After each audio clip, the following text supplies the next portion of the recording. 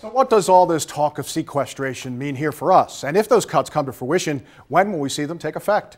ABC News Channel 20's Kimberly Howard live at Abraham Lincoln Capitol Airport, where this is just one of the facilities that will suffer if these cuts take effect. Kimberly.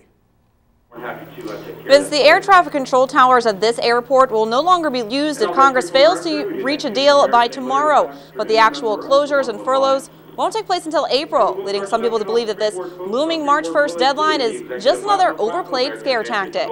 I mean, they talk about $85 billion and they're going to lay off 800,000 people? I don't think so. Air Wisconsin employee Jim LaPlan isn't buying it. After the federal government's fiscal cliff on January 1st came and went, he says March 1st is just another mark on the calendar. You know, $85 billion of the federal government, these guys waste that much, on a daily basis. Whether or not that's true, $85 billion in spending cuts will take effect, and it's the federal organizations and agencies that depend on that money that will suffer. The Department of Defense will be forced to furlough 14,000 civilian employees statewide and cut millions of dollars in spending. The IRS will also furlough employees, although not until after tax season, and the Federal Aviation Administration will cut shifts and close air traffic control towers, something this airport's spokesperson says is a huge safety concern.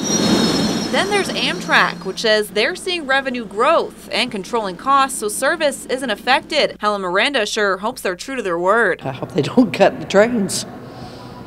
I mean, somebody needs to go to Congress and kick them in the butt. That frustration with Congress isn't only being felt by Miranda. In a statement, Amtrak says it would be easier to plan if the federal government would communicate about what's going on. But people like LaPlan don't think Congress is listening. Stop playing politics and start playing well with each other, and let's look out for the good of the country, not on their next election. Now, a spokesperson for this airport gave me an interesting analogy over the phone. He says landing planes without air traffic control workers is like asking drivers to maneuver through a busy intersection with no stoplight. Live at SPI, Kimberly Howard, ABC News Channel 20.